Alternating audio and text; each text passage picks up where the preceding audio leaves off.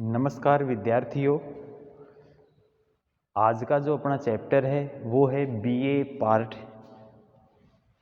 Second year का मध्यकाल का इतिहास। जैसा कि मैंने आपको बताया था कि अपने यहाँ 1206 से 1290 तक दिल्ली सल्तनत में गुलाम वंश का शासन रहता है। किस वंश का शासन है? गुलाम वंश का। और इस गुलाम वंश में 3-4 शासक ऐसे हुए हैं जिनका स्थान अग्रणीय है। जैसा कि आप सबको पता है, दिल्ली सल्तनत की स्थापना 1206 में कुतुबुद्दीन ऐबक ने की थी। किसने की थी? कुतुबुद्दीन ऐबक ने। कब की थी? 1206 में। किसकी स्थापना की थी? दिल्ली सल्तनत की। दिल्ली सल्तनत की। दिल्ली सल्तनत की। अब दिल्ली सल्तनत की स्थापना हो गई 1206 में और इसका संस्थापक कौन था? ऐबक। ऐबक की मृत्यु हो गई थी 1210 में। जिसने दिल्ली सल्तनत की स्थापना की, ऐबक ने, उसकी मृत्यु हो गई 1210 में। उसके बाद में आया शासक कौन? आराम शाह। कौन आया शासक? आराम शाह। आराम शाह कौन था? ऐबक का पुत्र। 5-6 महीने तक आराम शाह शासन करता है।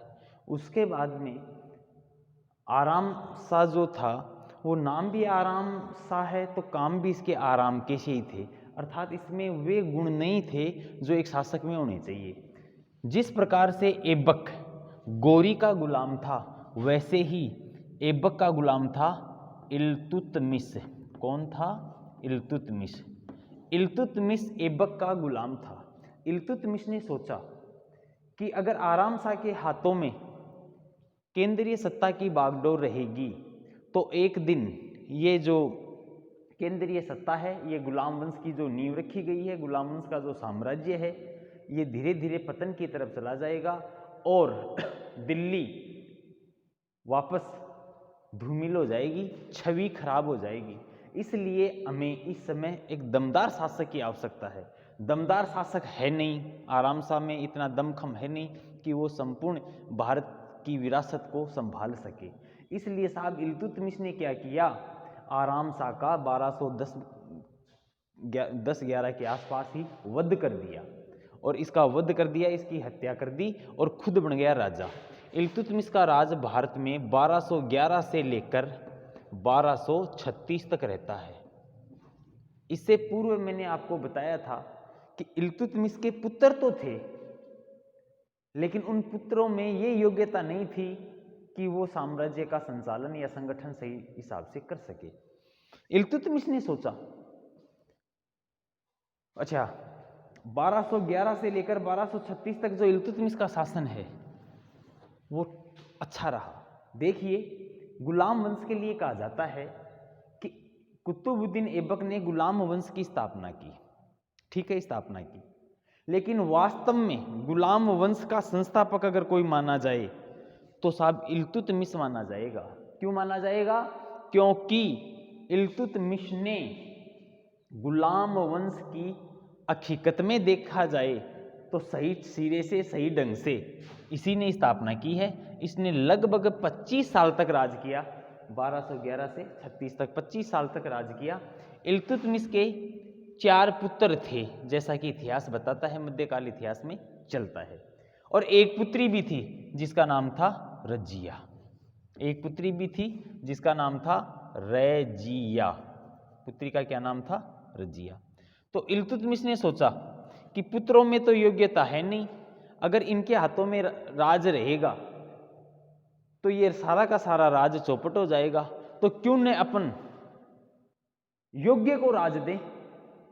इल्तुतमिश जब जिंदा था और रजिया जब युवावस्था में आ रही थी, उससे पहले इल्तुतमिश ने रजिया के अंदर वे सारे गुण डालने की कोशिश की है जो एक शासक में होने चाहिए, अर्थात रजिया को सैनिक शिक्षा देना, तलवारबाजी, तीरंदाजी, घुड़सवारी, ये सारी शिक्षाएं इल्तुतमिश ने अपने जिंदा रहते हुए रजिया को देना प्रारंभ कर दिया। और रजिया जब युवावस्था में आई तो उसके अंदर वे सारे गुण आने लग गए जो एक शासक में होने चाहिए। इल्तुतमिश ने अपने जीते जी अपने सारे वफादार जो सरदार थे, ऊंचे ऊंचे ओहदे पर जो अधिकारी लोग थे, उन सबको बुला लिया और उन सबको बैठा कर कह दिया कि देखिए, मेरे मरने के बाद में मेरे पुत्रों के हाथ में अगर राज चला जाएगा तो असुरक्षित हो जाएगा, चारों तरफ अराजकता फैल जाएगी और माहौल खराब हो जाएगा। तो मैं चाहता हूं कि ये लोग योग्य नहीं हैं, इनके हाथों में राज मत देना। तो उन्होंने पूछा होगा तो फिर हम किसको दें राज? बोले मेरी पुत्री को राज दे देना। 1236 में इल्तुतमिश की मृत्यु हो जाती है। 1236 में इल्तुतमिश की मृत्यु हो जाती है। और जैसे इल्तुतमिश की मृत्यु हुई तो उसने कहे अनुसार, जब वो जिंदा था तो उसने अपने अधिकारियों को समझा ही दिया था, और उसके कहे अनुसार 1236 में रजिया को भारत का शासक बना दिया। अर्थात अपन कह सकते हैं रजिया प्रथम महिला थी जो सुल्तान बनी है। इतिहास में रजिया सुल्ताना के नाम से विख्यात हुई है और रजिया 1236 में अपने पिता की विरासत को संभालने में सफल हुई। अब रजिया का शासन 1236 से लेकर 1240 तक चलता है।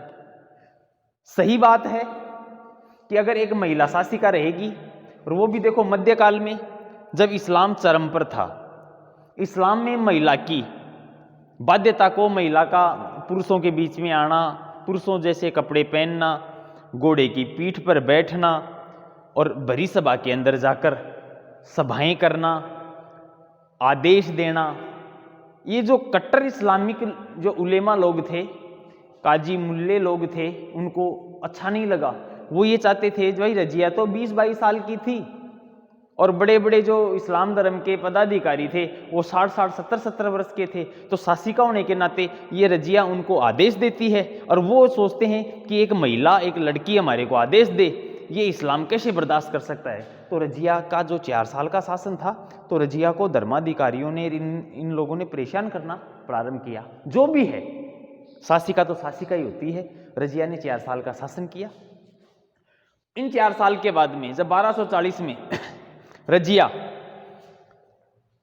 उसी का एक वफादार सरदार, रजिया का एक वफादार सरदार होता है जिसका नाम था अल्तुनिया, और वो पंजाब स्थित बठिंडा का सूबेदार बना दिया गया था उसको। वो दिल्ली के अंदर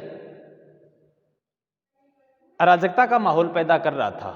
तो उस माहौल के बीच रजिया ने सोचा कि इसको, अल्तुनिया को दिल्ली से दूर किया जाए, और रजिया ने उस अल्तुनिया को पंजाब के बठिंडा में शिफ्ट कर दिया, वहीं उसको सूबेदार बना दिया।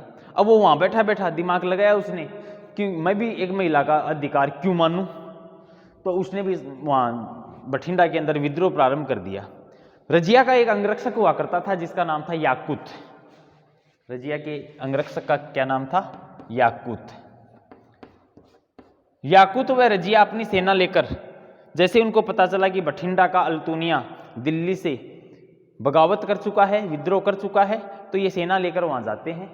और 1240 के आसपास रजिया ने, जो याकूत के साथ गई थी, बताया जाता है कि याकूत के साथ इसके प्रेम संबंध भी थे, जो भी थे। अब रजिया ने क्या किया, वहां जाकर युद्ध किया। युद्ध में याकूत मारा जाता है और रजिया रह गई अकेली। रजिया को बंदी, अल्तुनिया ने बंदी बना लिया, और जैसे ही अल्तुनिया ने रजिया को बंदी बनाया तो रजिया के सामने 2 प्रश्न छोड़े कि मेरे से शादी करो और दिल्ली के अंदर जाकर अपना साम्राज्य स्थापित करेंगे। ये बात कौन कह रहा है? अल्तुनिया कह रहा है कि याकूत तो खत्म हो गया, अब रजिया रह गई अकेली। रजिया को बना लिया गया बंदी बठिंडा में, और बंदी बनाने वाला कौन था? अल्तुनिया, जो रजिया का विरोधी भी था और रजिया के साथ विवाह भी करना चाहता था, निकाह भी करना चाहता था। अब क्या होता है, रजिया मजबूरी में फंस गई, याकूत है नहीं, अल्तुनिया के अलावा कोई दूसरा चारा नहीं था। रजिया ने अल्तुनिया के साथ निकाह कर लिया और दोनों ने निकाह करके सोचा कि अपने को दिल्ली वापस चलना चाहिए। इधर दिल्ली की स्थिति क्या हो गई, जैसे ही रजिया बठिंडा की तरफ गई तो दिल्ली के अंदर अराजकता फैल गई, और दिल्ली के अंदर जो रजिया के और भाई जो थे और जो इसके विरोधी लोग थे, उन लोगों ने सत्ता ग्रहण कर ली। तो रजिया ने सोचा कि अपने को दिल्ली की सत्ता वापस लेनी चाहिए, और रजिया अल्तुनिया के साथ मिलकर वापस दिल्ली की तरफ आती है। हरियाणा में स्थित कैथल नामक स्थान पर, करनाल के समीप एक जगह है जिसका नाम है कैथल, कैथल नामक स्थान पर जैसे ही दिल्ली में स्थित रजिया के भाइयों को पता चला कि रजिया वापस आ रही है और वो अपना राज ले लेगी, अपने को बीच रजिया के साथ युद्ध करना चाहिए और रजिया का खात्मा करना चाहिए, तो साहब रजिया के भाइयों ने जाकर कैथल के समीप रजिया के साथ युद्ध किया। उसमें अल्तुनिया व रजिया को खत्म कर दिया गया और दिल्ली का जो सिंहासन था, जो एक महिला के हाथ में था, 1240 में वो सिंहासन रजिया के हाथों से चला जाता है। इस दरमियान रजिया के 2-3 भाई जो और थे, उन्होंने कोई नहीं 2 साल, कोई 4 साल, कोई 1.5 साल ऐसे कर करा के राज किया। अब दिल्ली की पृष्ठभूमि घूम जाती है। दिल्ली में क्या होता है कि रजिया जैसे ही 1240 में इस लोक से परलोक चली जाती है, एक गुलाम वंश ही चल रहा है आपका, रजिया जैसे ही इस लोक से परलोक चली जाती है तो 1240 से लेकर 1246 ईस्वी तक, 1240 से लेकर 1246 ईस्वी तक रजिया के जो अन्य भाई थे उन लोगों ने राज प्रारंभ किया। कोई 2 साल, कोई 1.5 साल, कोई ऐसे करके 6 साल का जो समय था, 6 साल का जो समय था, इस समय में 2-3 शासक बने जो रजिया के विरोधी थे। इसके बाद में क्या होता है, उनका भी खात्मा हो जाता है, इल्तुतमिश के अन्य पुत्रों का भी खात्मा हो जाता है और 1246 से लेकर 1266 तक, 1266 तक दिल्ली के सिंहासन पर जिस बंदे का उदय हुआ, जिस शासक का उदय हुआ, उसका नाम था नासिरुद्दीन। क्या नाम था? नासिरुद्दीन। नासिरुद्दीन ने गुलाम वंश की बागडोर संभाली और ये लगभग 20 वर्ष तक दिल्ली के सिंहासन पर रहा, क्योंकि 1246 से लेकर 1266 तक लगभग 20 वर्ष तक नासिरुद्दीन दिल्ली के सिंहासन पर आरूढ़ हुआ। दिल्ली का राज सिंहासन इसने प्राप्त किया। अब नासिरुद्दीन के लिए कहा जाता है कि नासिरुद्दीन वर्द था, बुढ़ा था, उम्र दराज था, ये लगभग 55-60 साल के आसपास का था। नासिरुद्दीन को शासन, देखो राज करने के लिए उम्र का होना भी, भाई युवावस्था का बंदा अगर राज करेगा तो वो अच्छा काम कर सकता है। तो नासिरुद्दीन की उम्र भी इसके राज में एक बाधा बनी हुई थी, रुकावट बनी हुई थी, अकेला राज कर नहीं सकता। इसलिए इसने सोचा कि जो 6 साल के अंदर 1240 से लेकर 1246 तक दिल्ली में अराजकता का माहौल हो गया। रजिया के बाद में जाने के, रजिया के पतन के बाद में दिल्ली में अराजकता फैल गई, चारों तरफ साम्राज्य असुरक्षित सा हो गया, हाहाकार मचा हुआ था, तो अव्यवस्था फैल गई। तो जो ये 6 साल की जो अव्यवस्था थी, 6 साल की जो अव्यवस्था रही है, इस अव्यवस्था को व्यवस्थित करने के लिए नासिरुद्दीन ने सहयोग की आशा की कि मुझे कोई ऐसा शख्स मिल जाए जो मेरे को राजकाज में सहयोग दे। तो नासिरुद्दीन के साथ मिला कौन? गयासुद्दीन, गयासुद्दीन बलबन। नासिरुद्दीन के साथ कौन मिल गया? गयासुद्दीन बलबन। तो नासिरुद्दीन खुद तो बन गया सुल्तान और गयासुद्दीन बलबन को बना दिया अपना प्रधानमंत्री। प्रधानमंत्री। तो अब दिल्ली की बागडोर 2 शख्स के हाथ में आ गई, 2 व्यक्तियों के हाथ में आ गई। राजा कौन है? नासिरुद्दीन। प्रधानमंत्री कौन है? गयासुद्दीन बलबन।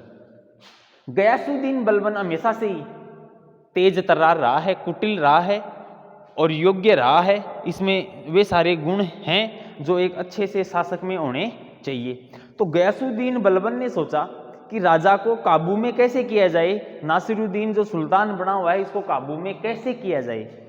राजनीति इतिहास के अंदर नीतियां खूब चलती हैं, साम दाम दंड भेद। कोई सी भी नीति हो, कैसी भी गणित लगानी पड़े, अपने को राजा को काबू में करना है। तो बलबन ने क्या किया? अपनी पुत्री का विवाह, बलबन ने क्या किया? अपनी पुत्री का विवाह नासिरुद्दीन के साथ कर दिया। नासिरुद्दीन, अपनी पुत्री का विवाह किसके साथ कर दिया? नासिरुद्दीन के साथ। तो नासिरुद्दीन तो है सुल्तान और बलबन है प्रधानमंत्री। तो प्रधानमंत्री ने अपनी पुत्री का विवाह किसके साथ कर दिया? सुल्तान के साथ कर दिया, राजा के साथ कर दिया। तो पहले तो प्रधानमंत्री था। अब देखिए वैवाहिक संबंध होने के बाद में, वैवाहिक संबंध होने के बाद में दोनों के मध्य और ज्यादा रिश्ते नजदीक के हो गए। अब अगर रिश्ते की बात करें अपन, नासिरुद्दीन का ससुर कौन बन गया? बलबन बन गया। तो अब ससुर अगर बलबन बन गया तो ससुर के पास तो देखो खुली छूट हो गई, 24 घंटे नासिरुद्दीन से बात कर सकता है, उसके महल में जा सकता है, उससे इमरजेंसी मीटिंग ले सकता है। तो आपस में दोनों के बीच के अंदर बहुत ही अच्छा समन्वय बन गया और इस भारत को डायरेक्ट और इनडायरेक्ट दो शासक मिल गए, एक तो नासिरुद्दीन सुल्तान के रूप में, बलबन प्रधानमंत्री के रूप में। ठीक है, अब दिल्ली सल्तनत के अंदर वो मोड़ आ जाता है जिसकी अपन बात कर रहे हैं, अर्थात गयासुद्दीन बलबन की बात कर रहे हैं। देखिए, राजनीति के अंदर कोई किसी का सगा नहीं होता है। राजनीति के अंदर भाई ने भाई का वध किया है, बाप ने बेटे का किया है तो बेटे ने बाप का किया है, ऐसा ही चलता रहा है। तो गयासुद्दीन बलबन ने भी अपने दिमाग में ये बात पूर्ण कर ली कि मैं राजा तभी बन सकता हूं, मैं सुल्तान तभी बन सकता हूं जब इसकी छुट्टी हो।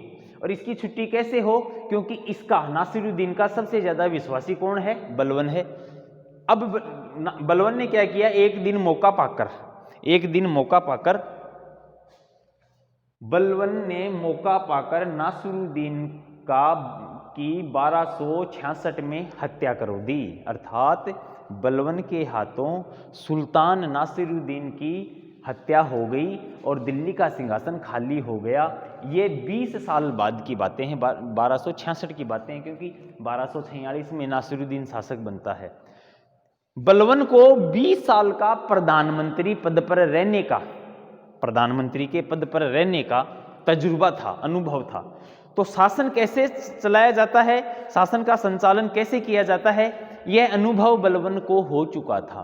तो बलबन प्रधानमंत्री रहते हुए उसने साम्राज्य की समस्त बागडोरों पर निगाह रखी, अपने हाथों के अंदर राज्य के बड़े बड़े फैसले लिए और अपने विश्वासी लोगों को ऊंचे ऊंचे पदों पर बैठा दिया था। क्योंकि सुल्तान तो अयोग्य था, सुल्तान के तो बीच में बाधा उसकी उम्र भी कर रही थी, तो सुल्तान अयोग्य था।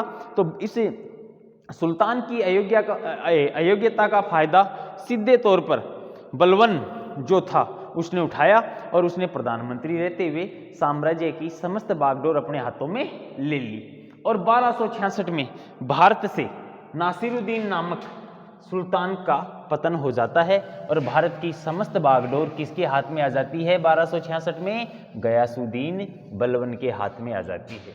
जहां अपन गुलाम वंश की बात करें 1206 से लेकर 1290 के मध्य की, तो इसमें गुलाम वंश में जो फेमस शासक हुए हैं जिनसे आपके परीक्षा में इनमें पूछा जाता है और प्रश्न भी आते हैं इनके, वे कौन कौन से हैं? एक तो ऐबक, क्योंकि उसने स्थापना की थी।